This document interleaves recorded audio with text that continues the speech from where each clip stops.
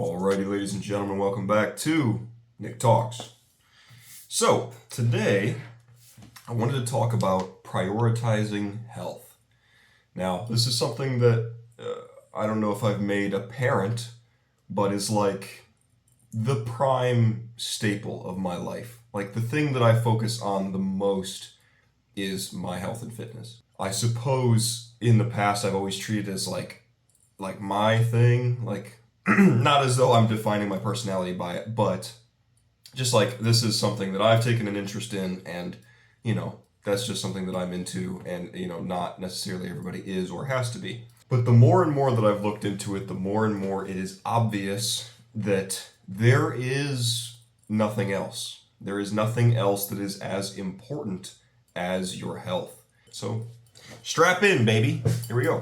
What do I mean by health? I mean diet, exercise, longevity practices, hydration, everything like that.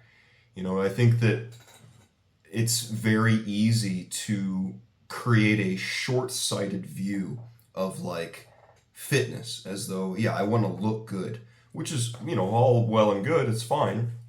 But I think, like, especially the younger you are, the better it is to just really look as far out as possible and think, what are just small things that I can do today to make sure that not only do I live longer, but I live healthier, right? Because what is the point of living to 90 if by the time I'm 70, I can't even understand who or where I am, and I don't even know what my family looks like, even if they come into my house every day? I think that as a society, or just as individuals, it really needs to become more important to not just delegate the research, study, and practice of health to doctors and practitioners. I think that obviously they have their place and that is important, but I think there's enough information available to the general public with the widespread access that the internet provides to where we need to all individually be on top of our shit, dog. We gotta be learning, what diets work for us, what levels of exercise work for us, what are our goals and how do we reach them, what kind of life do we want to live. And, a lot of this is stemming from, I'm an avid consumer of the Huberman Lab podcast. Peter Attia has been creeping in there lately. I just got and started reading his book, Outlive. And a lot of this stuff comes in. I mean, if you want to bring up David St. Clair, we can, but whatever. Peter Attia is the GOAT officially.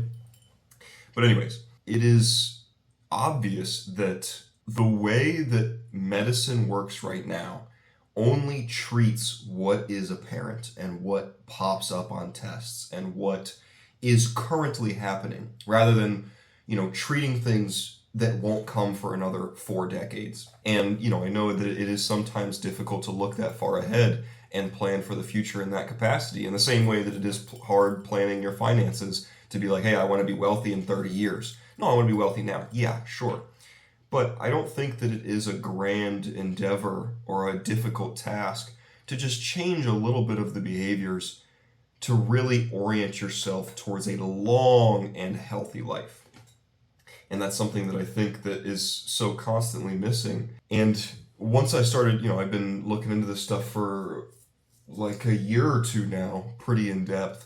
And it's just always like, oh yeah, okay, this all makes sense. But then talking to your average everyday individual at work or at the store or whoever I meet, and there's just no understanding of any of these concepts.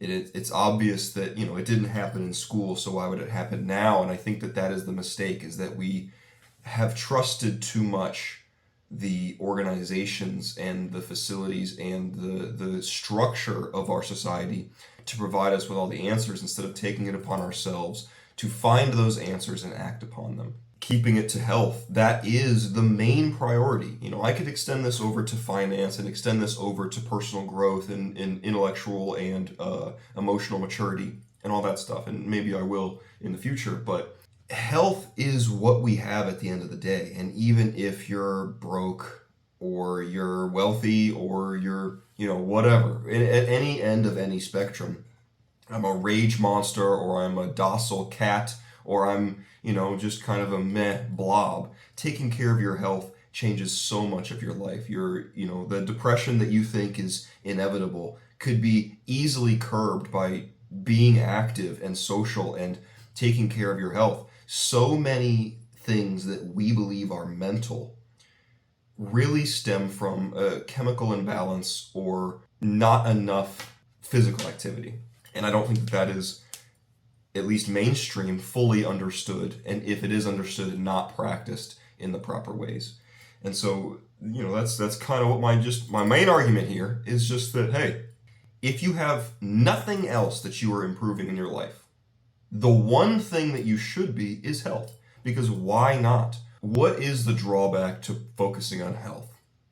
Oh, it's expensive. You don't have to do anything expensive. Guaranteed, you'll be spending the same amount or even less to have a healthy diet. And even if you don't want to sign up for a gym because you can't afford it or because you don't have time or whatever, busting out like a walk in the morning or a walk in the evening or like running a couple times a week or just doing push-ups and sit-ups and ab work like while you're watching a movie, dude, it's not difficult. And if it is important, you will make time for it always. This is the most important thing. I've done numerous tests that I've talked about on here in the past where I have taken extended periods of time with exercise, pinpoint diet, like as productive as I can be to really maximize and optimize my physical and mental health.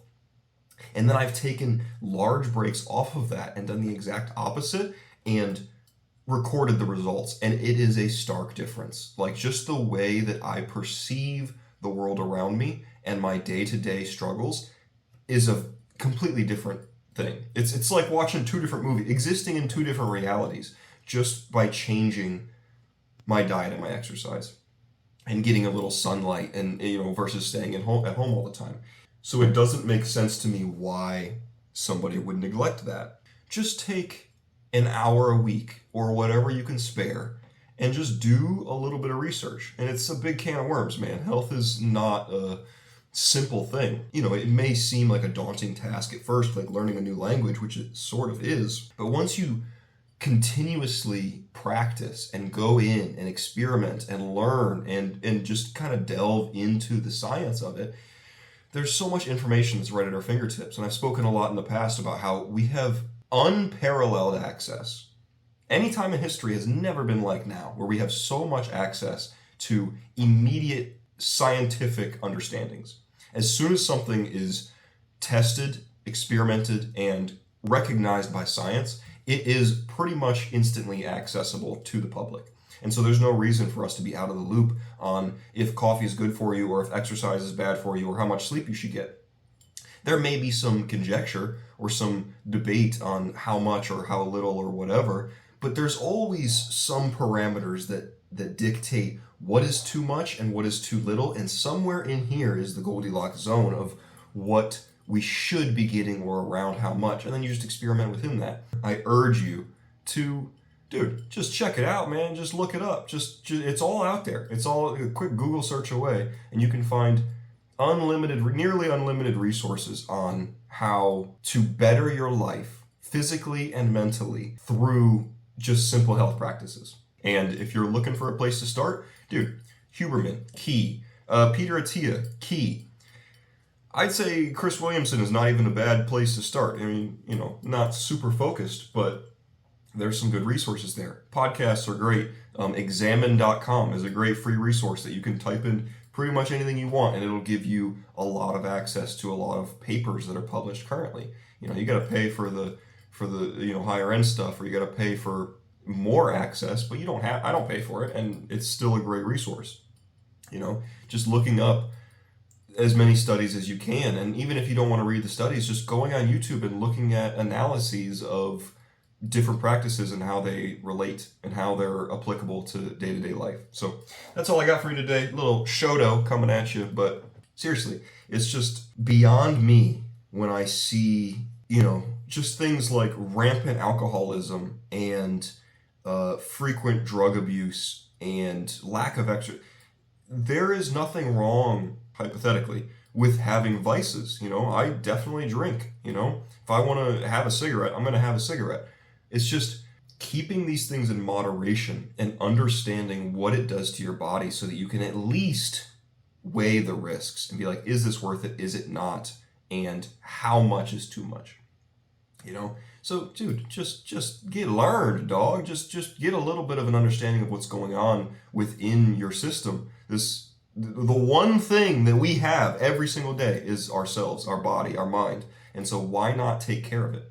Because instead of walking around mopey and sad and depressed all the time, you can make like a couple changes. Just like sometimes, yes, medication is needed. I'm not saying that there's no use for medication or there's no use for doctors or anything like that, but many of the problems that I continuously hear from normal people are easily fixed by diet and exercise and maybe a little bit of research or like working a little harder.